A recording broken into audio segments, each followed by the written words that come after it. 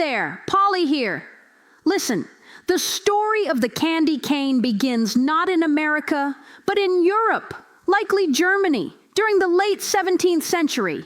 The most popular, though possibly apocryphal legend dates the candy to 1670 in Cologne. The choir master at the Cologne Cathedral, seeking a way to maintain quiet and decorum among the young choristers during the long, solemn, living nativity scenes, commissioned a local confectioner to create white sugar sticks. Sugar sticks were common at the time, but the choir master specifically requested that they be bent into the shape of a shepherd's crook. This change had both practical and symbolic intent. Practically, the J or hook shape made the sticks easier for the children to hold and hang on a small indoor Christmas tree that may have been present.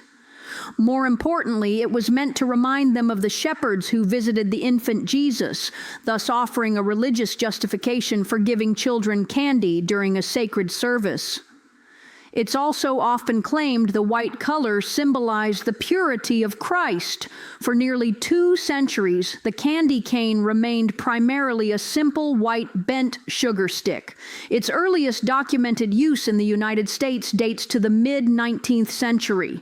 German immigrants brought the tradition with them, and the treats quickly became associated with the nascent American Christmas celebrations, particularly as a holiday ornament. By 1844, accounts of American holiday traditions mention candy canes being used to decorate Christmas trees, often alongside strings of popcorn and lit candles. The first documented instance of the candy cane being included in a Christmas feast was in 1847 in Wooster, Ohio, by a German immigrant named August Imgard.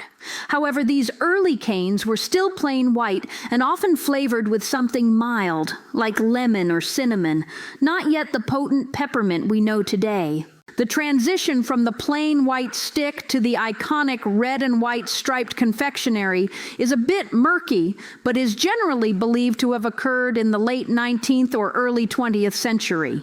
The addition of red stripes introduced a vivid contrast, which was likely a commercial and aesthetic decision, making the product more visually appealing.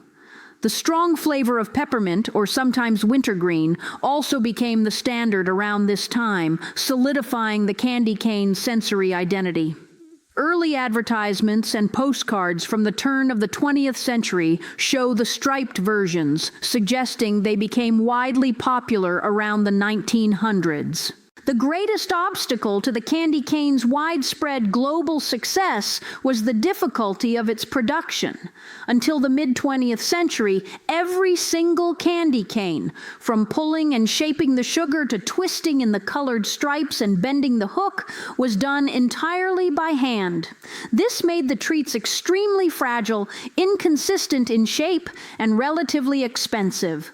This changed dramatically in the 1950s due to the ingenuity of Gregory Keller, a Roman Catholic priest whose brother-in-law, Bob McCormick, owned Bob's Candies in Albany, Georgia.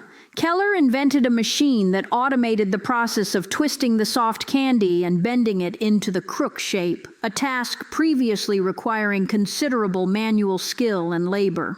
This invention allowed Bob's Candies to mass-produce the treats efficiently and cheaply, cementing the candy cane's status as a ubiquitous, affordable, and essential Christmas staple in the United States and globally.